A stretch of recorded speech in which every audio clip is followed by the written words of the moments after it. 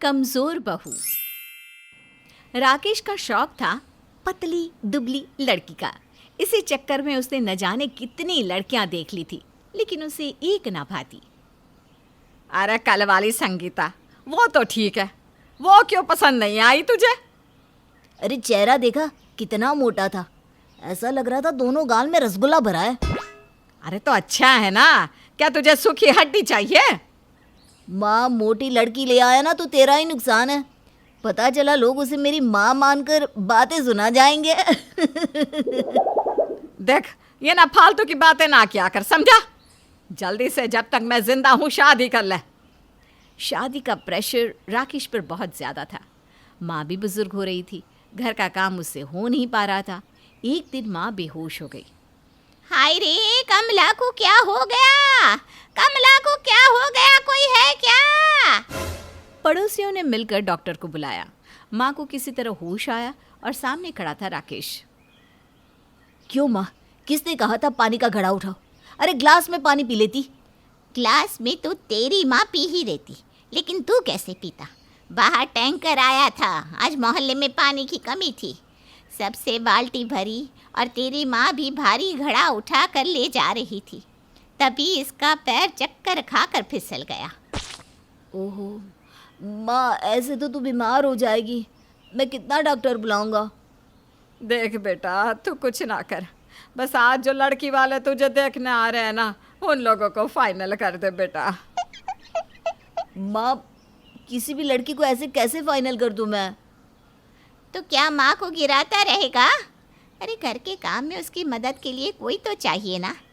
या तो तू नौकरी छोड़ दे या घर में बहू लेकर आ जा। अब राकेश क्या करता?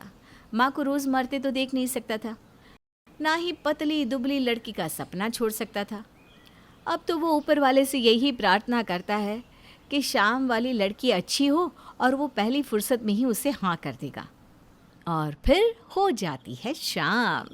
शाम को एक बहुत ही पतली सी दुबली सी लड़की सामने खड़ी होती है। अब आप कौन? ओहो, धीरे बोलिए ना, इतने जोर से सुनने की आदत नहीं है। वो हम लोग लड़का देखने आए हैं, मैं ही वो लड़की हूँ। वो क्या है ना, ससुराल देखना था तो मैं भी आ गई। राकेश देखता है, हाय रे, ये तो इतनी पतली है कि दरवाज़ा ना भी खुलता तो नीचे से सरक कर आ जाती। अरे देखो ना, देखो देखो, खूब देखो, 2 तल्ले का मकान है, रहने वाले सिर्फ 2, तुम आ जाओगी तो 3 हो जाएंगे। दोनों बात कर रहे होते हैं कि पीछे से लड़की की माँ आ जाती है। बेटा बोलो तो हम बड़े भी बैठकर कुछ बात कर लें, या कहो तो इसे छोड़ जाते हैं, क्यों रीना? जी जी, आइए ना। वो क्या है ना, माँ की तबीयत थोड़ी ठीक नहीं है तो मैं ही बात कर लेता हूँ। देखिए, मुझे लड़की पसंद है, कल शाम को आते हैं ना हम बारात लेकर। तभी राकेश की माँ आ जाती है। हाँ हाँ, तू ही चौधरी बन जा। अरे माँ जिंदा है तेरी अभी। बहन जी बताइए, कैसा लगा घर? जी बहुत ही शानदार, हमें रिश्ता पसंद है जी। क्या राकेश, इतनी पतली सही है, या बोलो तो इसका मांस भी इसे ज्यादा लग रहा है? पतली सी रीना इतनी पतली होती है कि उसे लगता है कि माँ बेटे उसका मजाक उड़ा रहे हैं। कैसे बात कर रहे हैं? मैं पतली नहीं हूँ, मैं फिट हूँ, फिट। चुप कर बड़ी आई फिट वाली। अरे थोड़ा सा पंखा भी तेज कर दो, इसको पकड़ कर चलना होता है कि कहीं उड़ ना जाए। बहन जी, मैंने सुना आप लोगों को पतली लड़की चाहिए। अब इससे पतली मार्केट में मिल जाए तो नाम बदल देंगे, क्यों? अब क्या था, राकेश को पतली लड़की मिल गई और रीना को बड़ा ससुराल। हो जाती है शादी। शादी के बाद अरे ओ रीना, कहाँ है? उठी नहीं अभी तक? माँ वो सो रही है, थक गई है ना। थक गई है? क्या किया जो थक गई? माँ वो सोने से थक जाती है, कह रही थी सोना भी तो बड़ा काम है, लेटे लेटे थकावट आ गई है।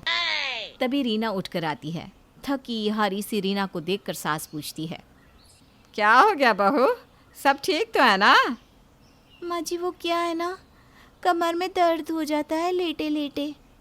अरे तो वॉक कर लिया कर।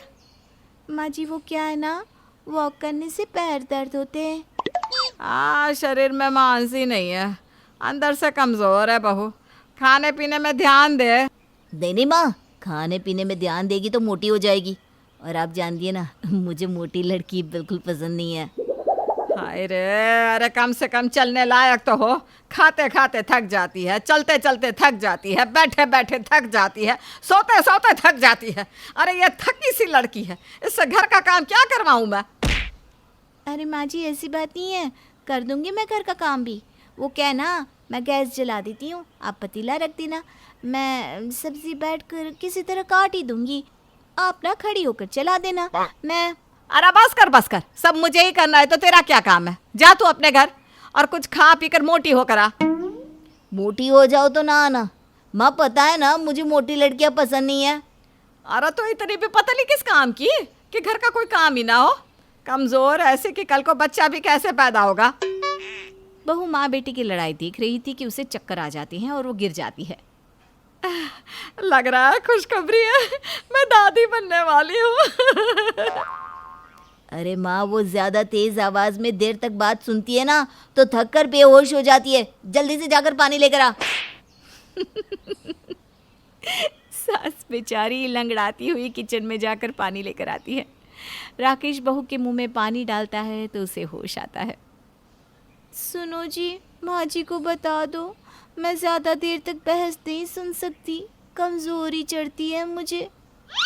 हाँ हाँ, बता दिया है जब तू बेहोश हो गई थी तब। हे भगवान, पतली लड़की की चाहत में न जाने कागज का फूल ही उठा लाया है राकेश। तो क्या गमला चाहिए दम्मा तुझे? अरे देख तो कितनी प्यारी सी लग रही है, अप्सरा की तरह। अरे अप्सरा भी पंख फैलाती है, इससे तो पंखों का भार भी न झेला जाएगा। क्या है माँ, क्यों हमेशा लड़ती रहती है? अरे लड़ नहीं रही हूँ मैं तो इधर माँ बेटे फिर शुरू हो जाते हैं। वहीं रीना को चक्कर आने शुरू हो जाते हैं। हाय रे, अरे चुप, देखो फिर बिखर रही है ये। पतली बहू की लालच में राकेश ने तो सारे रिकॉर्ड ही तोड़ दिए। अब आगे। माँ, मैं ना रीना को घुमाने ले जा रहा हूँ। हाँ हाँ बेटा, ले जा, क्यों नहीं। लेकिन रुक, पहले मैं मोहल्ले वालों को तो बता दूं कि मेरी बहू निकल रही है, तो ज़रा गाड़ी वाड़ी साइड कर ले। क्या पता किसकी आवाज़ से ये कहाँ बह जाए।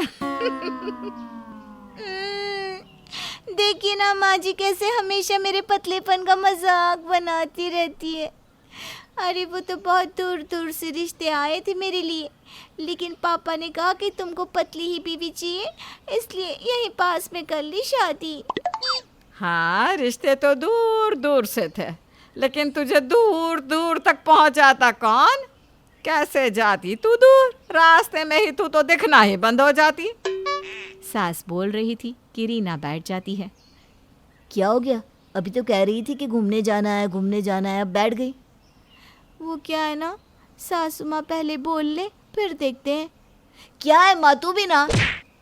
राकेश रीना को बाइक के पीछे बिठाता है और निकल जाता है मस्ती से। लेकिन ये क्या, जैसे ही बाइक तेजी पकड़ती है रीना छपक कर जमीन में गिर जाती है और राकेश निकल जाता है आगे। राकेश के जाने के बाद रीना किसी तरह घर के अंदर आती है और सास को सारी बात बताती है। मैंने तो कहा ही था कि मोहल्ले वालों को बता देती हूँ। मुझे क्या पता था कि मेरे ही बेटे को नहीं पता कि फूल जैसी बीवी है, ज़रा सी हवा में बिखर जाती है। अब बैठ, पास के घर में कीर्तन है, वहाँ लेकर चलूँगी तुझे। शाम को राकेश आता है। रीना अंदर खाना बना रही थी और सास सामने बैठी थी। माँ, वो रीना न जाने कहाँ टपक गई। मैंने बहुत ढूंढा लेकिन वो कहीं मिली नहीं। माँ, कहाँ होगी मेरी रीना? माँ, मेरे बेबी कहाँ होगी?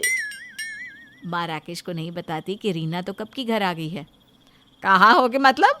अरे तेरे साथ तो गई थी। देख बेटा, हो सकता है कि हवा के साथ बह गई हो, इसीलिए तो कहती रहती हूँ कि लड़की के अंदर इतना तो मांस हो कि वो खुद को संभाल सके। अरे कम से कम ताकत तो हो, पतले के चक्कर में कमजोरी कहाँ तक सही है? हाँ माँ, तू सही कह रही है, लेकिन अब क्या करूँ, कहाँ से लाऊं मेरी रीना को? अगर मैं ले आऊँ तो तो तू उसे पतली रखने की जिद तो नहीं करेगा ना? नहीं नहीं माँ, कभी नहीं, इस जन्म में नहीं करूँगा। सास रीना को बाहर बुलाती है। राकेश बीवी को देखकर खुश हो जाता है। नहीं नहीं, मुझे पतली और कमज़ोर नहीं, स्वस्थ और ताकतवर बीवी चाहिए। तुम अपना ध्यान रखो रीना, खूब खाया करो। तुम मोटी भी हो गई ना तो भी मैं तुमसे ही प्यार करूँगा।